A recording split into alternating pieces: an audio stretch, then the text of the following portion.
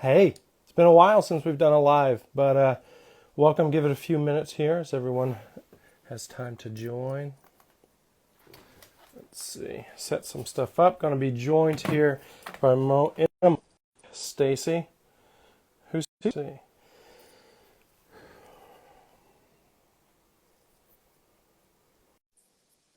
We're going to be discussing conspiracy theories. Here we go. He's got his coffee, tea. Yeah. Yeah. Jared, welcome. Good to be here. Good to be here. Can you hear Yeah. me okay? You can Yeah, this works? Okay, good. this works. Yeah, you're sounding good. Cool, man. I'm glad we were able to make this happen. Yeah. We've I think this might be my first. It's been a while. A really long time since I've done an Instagram live. So Okay. Yeah. yeah, let me know Cool. what I need to do. No, it's all good. I have to say I did just watch you posted a Bluey conspiracy theory on that blew my mind, man. Yeah. That's some pretty deep deep rabbit Yeah. hole there. Yeah. They're in. Who knew the healers were in dirty money? Yeah, I mean, man, I used to look up to Bandit and just I can't anymore, man. I can't. Yeah. Yeah. We'll have to have you do some extra studying on that, Yeah, specifically yeah, yeah. on Bluey conspiracy theories. But Oh yeah, man, we had to reschedule a couple times because of hashtag dad life for that's right. That's for right. both of us. And I'm just real quick rant that today I almost like canceled my whole day. I got like 4 hours of sleep last night because Oh man. our youngest has like this cough that flares up at night. And then went to take them to their babysitter and had a flat tire. And I'm like, no, like I'm just not doing any of this. So I almost like message you. I have a meeting after this. I'm like, I'm just gonna let them all know that meetings are canceled today. But I'm glad we're decided here. I'm glad we're here too. Yeah. That's a lot to juggle. I get Yeah. it. Last night I read a chapter in a book that was about how God meets us in the messiness of life. And if I hadn't read that last night, I probably would have canceled everything. But I Here guess we are. it was good timing. Here we are. So Jared is joining us all the way from Scotland. So glad to have you here. We are revisiting. Well, I'm revisiting, and I guess, you do this often. It's part of your studies here. But we did an episode of the Gospel According to Conspiracy Theories a couple weeks back, and my brain's been going. I've been following Jared on Twitter, especially for a little while now. And Jared, you are over there getting your doctorate and studying the intersection of evangelicalism, there it is, and I conspiracy do the same theories. thing. Yeah, I study it and I do it all the time. Yeah. Yeah, yeah. So that's my focus. And I always tell people, they ask, oh, what are you studying? And it's a common question, and I do often lead with, it's going to sound trendy or it's going to sound kind of sensational, but it's a lived reality, right? It's Yeah. not something that anyone just picks up just because it sounds fun or it sounds interesting or trendy, I guess is the word. It's got a way of keeping us on the ground. This is a real lived problem, and I'm trying to take it from a theological angle. And theology is supposed to be lived. It's supposed to be it's not meant to be confined to like ivory tower kind of language. It's language Right. for the church. And so trying to talk about this, which it is in Christian communities, so trying to talk about it for Christians, I think is the big part of why I'm motivated to do what I get to do. Yeah. Yeah, I love that because it is, I mean, it's a topic that, like you said, I think is rubber meets the road for a lot of people. And we're bumping up into this a lot, if Yeah. not all of the time. And so but it's hard to grapple. And so I think, doing a practical study of it, trying to bring it down to a working, functional theology, Yeah. is helpful and needed for sure. So Yeah. glad we're able to have this conversation. How did you tell us a little bit of your background first before we Sure. jump into the Yeah. weeds? Who are you? What's going on in life other than this? And then you can kind of end with why did you choose this kind of Yeah. route? A little bit about me. I'm a dad. I'll mention that. I've been married for about 10 years. And we've got 3 kids, and we live here in Scotland. So I was originally born and raised in the Tampa Bay area. And so I will do a shout out. If you're familiar at all with like Send Network and some of the churches that are mobilizing down there, my hometown was somewhat spared, but there's still a lot of work to be done in that place I call home. So I'll definitely take an opportunity to do that. But no, I was born and raised very much in Bible Belt Christianity. And I kind of, there's like a spectrum between fundamentalism and evangelicalism, and not all evangelicalism is fundamentalist, and not all fundamentalist Christianity is evangelical. And so that's a way of just describing that I've bounced around in a lot of places and have experienced a pretty wide swath of what the evangelical world is. And so I pastored for about 10 years in New Orleans, and then in Fredericksburg near DC.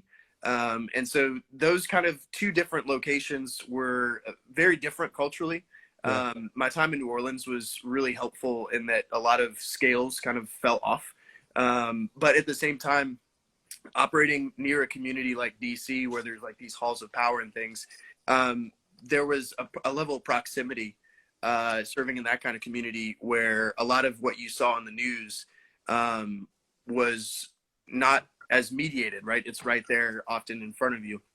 So anyway, about 10 years in those spaces pastoring, and we came to Scotland in 2021, and decided that there was some questions that needed asking that basically needed to be asked in a context outside of ministry, outside of America, outside of the configurations that I had grown up in. So when you talk about conspiracy theories particularly, I didn't come here with the intention of actually talking about conspiracy theories. Conspiracy theories, talking with my advisors, it became really obvious that a lot of the questions that I had were related to white American evangelicalism, and were related to the faith that I had inherited. And so conspiracy theories are kind of like a window or a rabbit hole, if I could use that analogy, to say something positive and to generate good, fresh, hopeful insights for a configuration of faith that is very anxious. I don't know how else to say it. And so there's this sense too where, there's a lot of kind of treating evangelicalism like a piñata. And what I have to continually remind as I say things about evangelicalism, I'm saying it as someone who like grew up in this house. Right. Yeah. And so there's a difference between bitter critique and an attempt to tell the truth that actually implicates yourself. And so as much as I've tried to do, like a lot of the things that I'm working through is implicating not just the faith that I inherited, but the Jesus that I, in many cases, told other people existed too. And so coming to grips with the anxieties that I might have felt as a Christian back when Obama was president, right? And I remember like the birther controversy and all this kind of stuff, coming out of and separating like who Jesus is from the anxieties that evangelicalism has nursed for so long, and that I think fuel a lot of our conspiracy theories. That's not like a academic exercise. It's a personal theological journey. And so this is one way that I get to do that, is I get to do it inside a community here in Aberdeen, which is actually full of expats and full of people who have been not just disconnected from America, but exiled and watching from a distance and saying, how can we do theology differently? So that's probably more than you asked for. That's a helpful setup, I guess, probably for where the conversation needs to go. Yeah, for sure. And I love that. I think a lot of people are on similar journeys. Obviously, where it takes us is different. Not all of us go to Scotland. Some of us go to our church office and start a podcast, like me. But definitely exploring all of those questions and that uncertainty, that anxiety that I think we feel, and certainly like I've been a part of that. Like I felt that anxiety. I've also, and like given into it. I've also just seen it in others. I know it's not right, but like, how do I move away from it? How Right. do I help others move away from it? And so I think, yeah, I love that you're doing that work, and there's plenty of people doing similar work. But excited to talk to you. As I mentioned, if you're a few people joined in as you were talking there, we're talking conspiracy theories and evangelicalism. And Jared, I followed him for a while, especially over Twitter. Like I said, you're let's see, you're all right. So you're just at Jared Stacy on. Yeah. There's no M on Twitter. No M on Twitter. Jared Stacy on Instagram is an Amazon exec in Okay. charge of NFL Prime Video. So, Oh, nice. yeah, I'm Yeah. sure he's a good follow too. Yeah. But yeah, so over here, you're Jared M. Stacy. People can see that, but just remove the M and you'll find him on Twitter.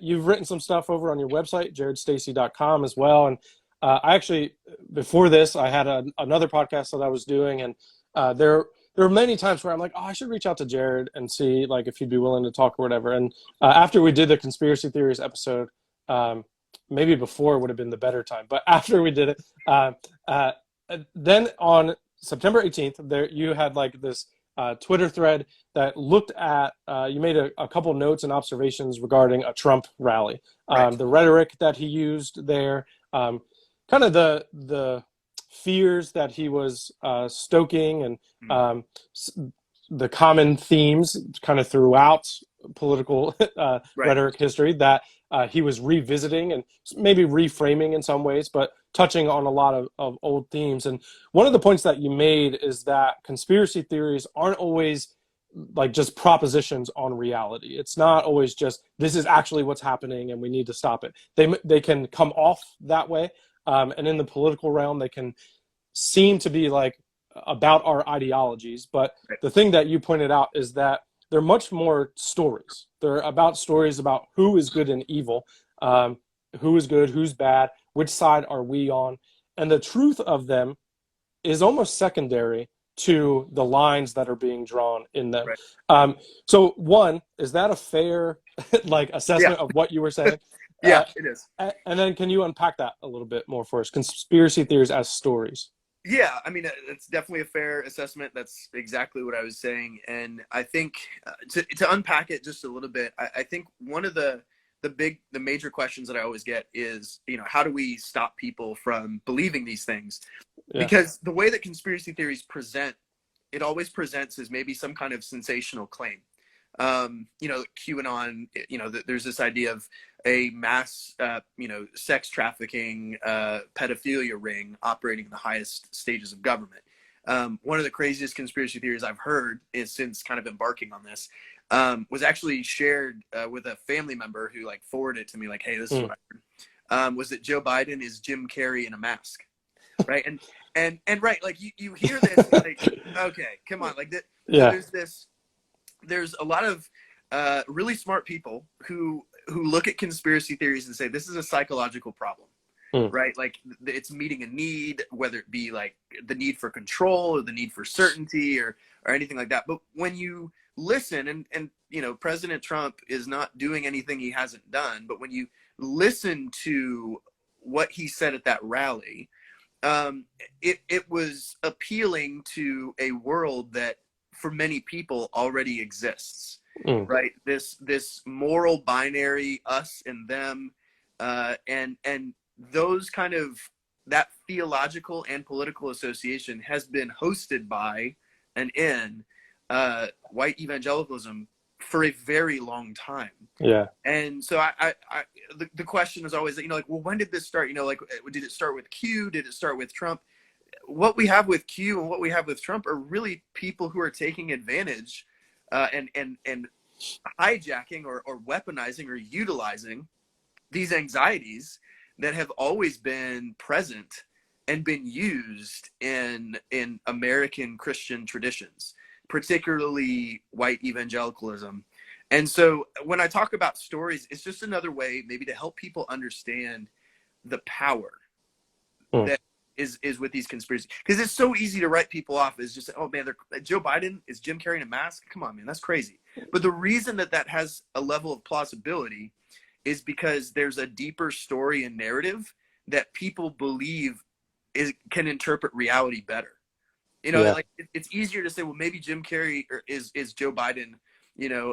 Maybe that's true because that narrative, that story has given them help and interpretive power over other things that have happened in COVID. We're coming out of this period where people really don't know what's going on and they're afraid about what's going on. And so when you start to associate the certainty that people have with a theological story, when you start to associate that with a political story and a political ideology, it's a really potent mix. But fundamentally, it's a story. Yeah. And that's why people can make this jump from otherwise sensational claims into this realm of, well, maybe that's true. Like, I know that there are hardcore QAnon, like I'm all bought in, but there also is a category for people who are adjacent and say like, I could see, maybe, I can see that. Right. And it's that kind of plausibility that these powerful primal narratives and stories like really goes a long way in fueling that and giving cover to that kind of knowledge gap. Right. You don't have to mind the gap as much because this story already makes sense of the reality. So that's unpacking it a little bit, but it's helpful to think about it stories because the people we meet suddenly aren't necessarily crazy. Right. We're dealing with a story, and we're dealing with is this account not just an accurate, but then we start to have another conversation about is this really the story of the scripture? Right. If you're going to associate these things. Yeah.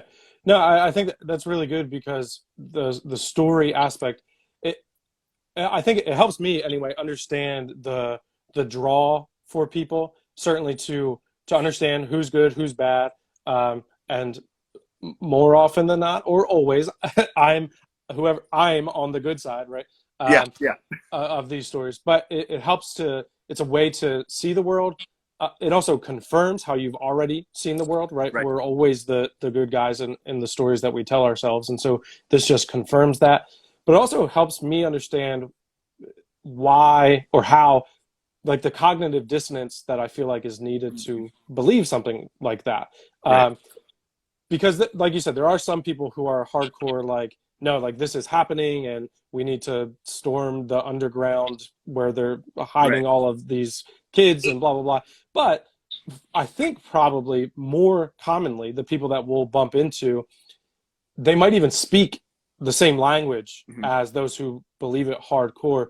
But when pressed, they might be like, well, it might not be true, but what we know is they're bad, they're evil, they're up to something, they're whoever they are in this case. And so, it does just, you can always fall back on that underlying principle of the story, but they are the bad guys. Even if this isn't true, and I have to admit that, they're still the bad guys, even if they didn't do the specific bad thing that I said. So one of the things that Dan, my co-host of the podcast, that we tried to do was touch on why are people drawn to conspiracy theories. And I think that the story, thinking of them as stories, helps us do that. You've already alluded to it, but one of the things for us that we tried to talk about too was what do you do when someone is wrapped up in these, when it's a friend, it's a family member, it's someone who goes to church with you, it's whatever, even if it's just someone on social media, but you have this desire, you care for them, and you want them to believe the truth, you want them not to annoy you, and all of those things. What do we do? How do we fix it is my question. Well, and I think that's probably the most common question that I get, and I love it because it is an on the ground question, and I've learned to actually push back against that question because I think it's a misguided in some of its assumptions. And what I basically mean by that is I don't think that people who ask that question, I don't think they hate their friends or family. I think that question actually comes from a place of love. If you were just saying, you can look at stories about this of families who just said, I read a story just yesterday about, it was actually in a new book. I will rep it because I'm going to write a review on it. But Truth Over Tribe has the story about a family who basically just split, Trump or never Trump, to the point where one side didn't go to the funeral of a family member, kind of out of this moral zeal, right? Yeah. And it's super sad, but also super understandable. Like I'm like, and not justifying. I'm just saying that sounds like the world we live in, right?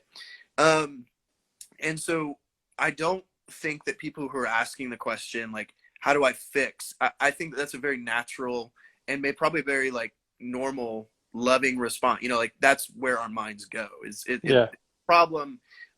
We need to fix it. And the thing about conspiracy theories, just by their own nature, that I think makes that a difficult and misguided attempt, is that conspiracy theories are fluid, right? And so there's research to back this up from people who look in psychology and things like that. But conspiracy theories are always changing. They're not grounded in reality, in the sense that what they claim can be adjusted ever so slightly to make sense of what people are immediately seeing behind that curtain. So what does it mean to fix someone that is in that process of negotiation? You're never going to get to a point where you're going to be able to, you know, if you picture, you know, like a balance scale, it's going to be really hard to get to a point where you can put enough reality on one side of the scale that suddenly someone's going to be like, oh man, how did I not see it? This was so wrong. So what we're talking about, and this is where stories help, is that it's, and I see someone mentioning here about proclaiming like government control, right? Like there's this ideological fuel that is really primal when you get down to it. And so again, like taking the government control fear, like how are we going to rationally, right? Because that's what I think a lot of people assume, is that how do I fix this? I fix this by being more rational. Right. And you know what happens is that we fight certainty with certainty. Yeah. And that's a really dangerous, almost like locked cycle that actually perpetuates the same conspiratorial beliefs, because it just becomes this never ending, you know, going back and forth. And it's a grand scale too, right? Like to take government control. How do I prove to someone that the government isn't controlling us? I can't do that. Yeah. Exactly. And so it's that kind of almost insanity of saying, so it's coming from a place of love, like, how do I fix this? But here's where it could be properly, if that's misguided, like if you can't necessarily fight it with rationality, which I don't want to discount, right? I don't want to discount that. I don't want to say that that's not a part of the equation at all. But what I am saying is that it's misguided in the sense that sometimes we overplay our capacity to convince another person through rational or irrational argument, right? Like we're not factoring in our emotions. We're not factoring in everything that goes on in communication. And so even if you were to lay something completely rational in front of someone, that the whole feedback and everything that goes on in an active community, you're not going to be able to guarantee. You're really overplaying our ability to convince another human being. And so that's where, when you look at it as a story with anxieties and with all of these things built in, it really becomes pastoral. And I'm speaking in a Christian community or in a church sense. And I'll say, I think we should do that because statistically, the most persistent, community that wrestles with conspiratorial like notions is Christian or Mormon communities. Right. So that's recent data, and that's persisted over the last 2 or 3 years. So if we're looking at it as a Christian problem, you know, we're looking at this as pastors getting up in the pulpit and countering claims of election fraud is not the rational thing that's going to suddenly tip the scale. It's actually, how do we disassemble the anxious configuration of evangelicalism? Like how do we pastorally attend? And that doesn't mean you have to be a pastor to do this. It means you have to have a pastor's approach, right? To say, how do I acknowledge and listen to someone's anxiety about what they perceive in the world? And then the second question is like, how does doing theology become not a fixing language, but a making language? How does that generate new possibilities. How do we approach a human being as, you know what, it's not that I necessarily need to fix you. It's that together in this process, the Holy Spirit can actually make something, make communion out of disunion. Yeah. And that's theology. That's Yeah. theology on the ground, and faith, hope, and love, like working together. And so this, if it's a Christian problem, we can address it with the language that Christians speak, which is theology. Yeah. But for so long, theology for a lot of us has been a rational exercise. Mm-hmm. And that's not to say that theology is irrational, but what I'm saying is it's not just a bunch of propositions. Right. We are speaking about God. So there's a lot there. There's a Yeah. lot there. But what I'm getting at is that the notion that we can just fix our crazy uncle or fix the person who's going to, I want to look at the Thanksgiving table coming up in 2 months and give people like, all right, look, that's all great, Jared. Like you that sounds super, like Yeah. a dissertation. What is that actually going to change when I sit down with my family members? Well, I think it's as simple as asking yourself, like, what would it look like to walk into Thanksgiving as a person who could not be threatened? Yeah. Right? A person who could not be offended. Yeah. And realizing that it's not necessarily on you to fix the crisis of democracy. It's on us as Christians to enter into these anxious places and anxious gatherings, and to be people of hope that are surprised at the communion that the Holy Spirit can bring out of that. Yeah. So it's an act of faith and courage in committing to do that. Yeah. Yeah. I love that framing, because my brain certainly goes to fixing. Yeah. But when I step back as a pastor, as a father, as a Christian, as a follower of Jesus, that's not what Jesus did, which might sound weird that Jesus didn't come to fix our problems. Jesus came to create, right, a new way. I think of the kingdom language that he spoke of. He didn't come to fix Israel into a better nation. He came to bring the kingdom of God with him.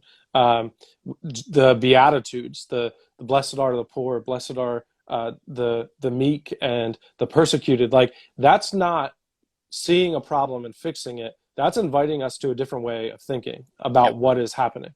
And so that's the course that Jesus took.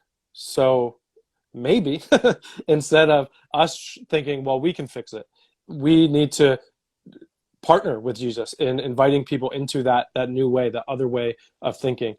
The frustrations with that are, I think that it's not that it is in reality a slower work, but it feels like a slower work, right? That I think that at the Thanksgiving table, if I read enough articles and have enough facts, then I can come, and when crazy uncle starts spouting off these lies, I can say, well, if you look at this, then we see that that's not true. And I could win there. I could fix the problem in that moment. Whereas if I hear what he's saying and I say, I'm not sure that I agree with you, but I understand you're afraid. Like, it sounds like these are things you're afraid of. And some of those things scare me too. I don't think they look the same for me. Like, to relate to him on a human level and to see what's happening behind, that's a slower process. That you might not leave Thanksgiving thinking, all right, my uncle agrees with me. But you're doing a work and you're creating a new way for this person to think. So that, I think, is the challenge, that we have to be patient with that. And that's not easy. We're certainly in a quick fix world, and in an argumentative world, where we want to have the best soundbite and overload someone with facts so that there's nothing they can do, but they're forced into submission to agree with us. You also recently shared, and I love this quote by Philip Yancey, that faith is paranoia in reverse. And I think within evangelicalism specifically, certainly the broader world as well, but that's who we're mostly talking to here. There seems certainly to be a spirit of paranoia that, and that is these conspiracy theories, right? That it doesn't matter if it's true, because the paranoia behind it is is founded, right? Like, sure, maybe not because of this, but because of this, then, and prove that one wrong, and I've got another reason why I should be paranoid about government control or whatever the thing is. How do we do that? How do we cultivate a faith that, as Philip Yancey says, is paranoia in reverse? How do we cultivate a faith of trust, a worldview of trust and hope? That's the question, right? I mean, I don't want to sit. I think part of it has to do with realizing we are actively participating in that work, and that kind of sets the problem of conspiracy theories in a different light, because suddenly if we are just as responsible for participating in the renewing of our mind as other brothers and sisters are, then suddenly the conversation changes from like, I need to convince you that the 2020 election was not fraudulent, to like, how does my mind need to change and be adjusted?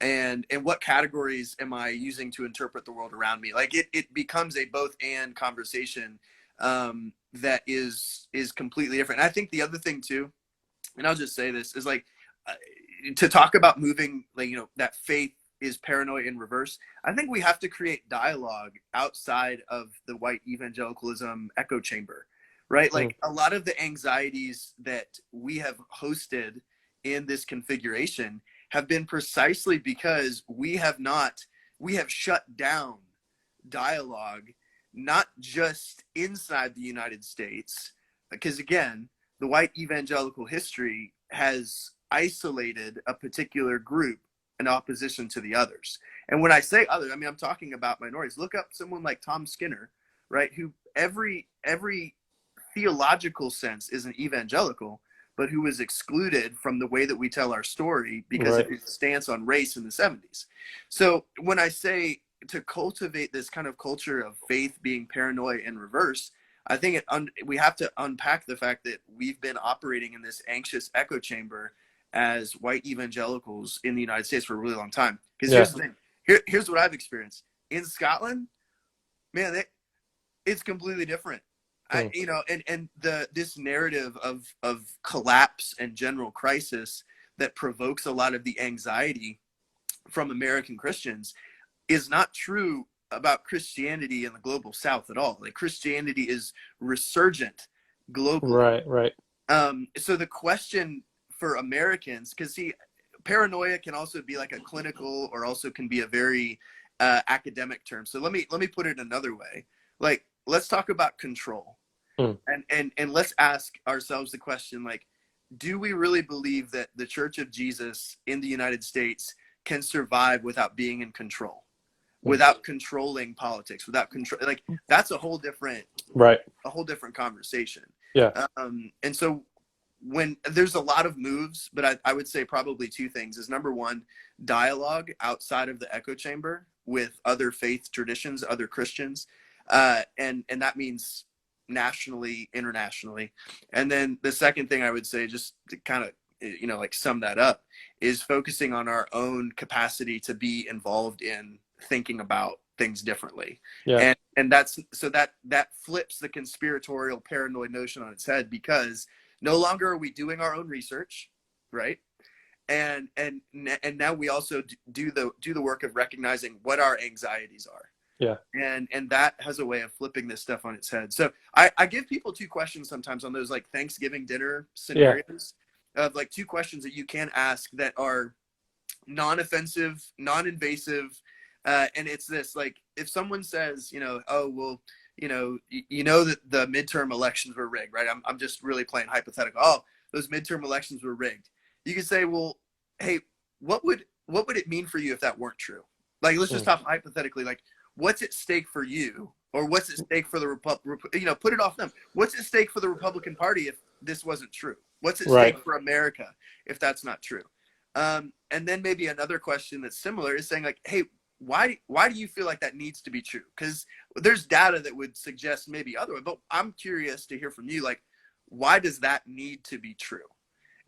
And what you might find is that there's a conversation about resentments and anxieties and fear and paranoia, and maybe it's not for us to comment on. Sometimes dialogue like that has a way of allowing the other person to clarify what they haven't been able to put into words. Yeah. And so there's a whole lot of potential and possibility in asking those questions that actually we don't need to get involved necessarily in correcting as much as we need to be about this work of maybe surfacing some of these anxieties in a way that would be like, well, do I believe that and why? It's the difference between rolling a boulder down at someone, Indiana Jones style, and putting a pebble in their shoe, right? That is just there and it's annoying, and eventually you have to stop walking and take it out. And that's the analogy that I actually stole from a Christian missionary who works with Muslims. And I just asked him one time, I was like, hey, how do you go about doing this? And that's the analogy he gave me, and it was helpful because we don't live in these communities of homogeneity anymore. We live in pluralistic places where we're going to encounter people. I live in the most secular city in Scotland. Some of the anxieties that consume American Twitter are my way of life, and they're people I talk with every day. So the anxieties that people live with in the States doesn't make sense for Christians to adopt here. So that's a whole nother thing. That's a whole nother thing. Yes, but that's good. I love those questions. What would it mean about the situation if that weren't true? And why do you feel the need for that to be true? Those are good disarming questions that I do. They're invitations to introspection, right? To thinking about a different story, a different narrative. So that's good. As you were talking, I thought about Jesus's storytelling, because if conspiracy theories are stories that we tell ourselves, then I can't go in and edit those stories, right? We need to tell different stories that are true and are compelling. And I think as Christians and as followers of Jesus, maybe we should be better at that. And that is what Jesus did. The story of the Good Samaritan, like, how is that not let me frame it in the positive. It is a story that is combating paranoia and conspiracy theories, that these are the bad guys, they're always after us. But then the story Jesus tells is the people who you think are on your side aren't, and the person who you think is your enemy is the one who is your friend. It's inviting them to trust, to take that paranoia and put it in reverse. And so what are the stories that we can tell? And I think, one of the things that you mentioned, talking to people outside of our faith tradition and even outside of our national tradition, maybe within Christianity, but they're in a different strand than we are. Talking to them and hearing the stories that they tell, and then giving them opportunity to share those stories, to bring those stories back into white evangelicalism, into the circles that you walk in. I think that's good. I think the way, like we've kind of said throughout, we want to combat these stories with straight reason and facts and being more rational than the person that we're talking to. But the way that you combat stories is through better stories. And I think stories that are more true, like the stories that Jesus told us, and through invitations to introspection. And there's something about stories too that allow us to project and negotiate like our own unresolved anxiety or fear. Like I'm a huge Star Wars fan, so I'll go here. But when Kenobi came out, or even Andor, the show that's on now, all of these shows are set during the Empire and talk about people, like rebelling against tyranny, and Obi-Wan in particular was a helpful story in that if you look at a lot of us who are kind of looking at an evangelicalism that has in some ways proven to not believe the very gospel that it gave us, Kenobi was wrestling with that kind of theme of like, what do you do when your religious order collapses? What do you, and so again, stories have this way of getting us outside of ourselves to be able to negotiate and be able to talk through some of the things that we otherwise wouldn't really be able to do in a rational sense. And so another way maybe of saying that is that, stories have, just like conspiracies can project like paranoid claims about other people, stories also, to your point, have this capacity to enable us to resolve fear Yeah. and resolve paranoia. And what is scripture but, you know, a story? Right. Yeah. The reason that it's narrative is because God is inviting us into this work and this drama as participants, as co-actors, to be able to not just tell, or not just to read a story, but to Yeah. inhabit it, right? Yep. And so that's provocative, that's subversive. Yeah. And it's something that we don't always talk about when we talk about conspiracy theories, because it's just, well, here, let me show you this article from the Daily Beast on, you know, why your claims of election fraud aren't true. Right. There's research out there that suggests that that only puts people more in the trenches. Right. So we have to deal with this fact that our culture war story is not an accurate account of the Jesus that's already come into the world. Yeah. It's failing us. Yeah. And there's a better way. Yeah. Awesome. Well, thanks, Jared, for your time. I feel like we could keep going for another. We definitely thought longer. This has been good. Another couple hours here, but want to be respectful of your time and make it bite-sizable enough that people will actually pay attention to this. But plenty to chew on there. If people want to follow along with the work that you're doing, the stuff that you're putting out there, where can they follow you? Right here. Just connect on Instagram, and then on Twitter too. If people go on the website too, it's just jaredstacy.com. The email goes straight. It's like my personal email. So just go on, fill out the contact form, and it comes right to me. I read them all, and respond to as many as I can. It's not like it's overloaded. So again, like if you have questions on how to I don't want to say combat this, but if you have questions or scenarios and things that you're like working through with this, like what I'm doing not just for academic novelty. Again, it's like a work for the church. So however I can put whatever's in my brain to use and help people navigate and negotiate this, I want to do that. So yeah. Awesome. Great. Well, appreciate it. Thanks for being part of the Gospel According to Conspiracy Theories Part 2, I guess. If you haven't listened to the first episode, you guys can go back there. Jared talked about Star Wars too. We have a Gospel According to Star Wars episode. You can go check that out as well. Yeah. All right. Sweet. I appreciate it. Thanks, Jared. See you, man.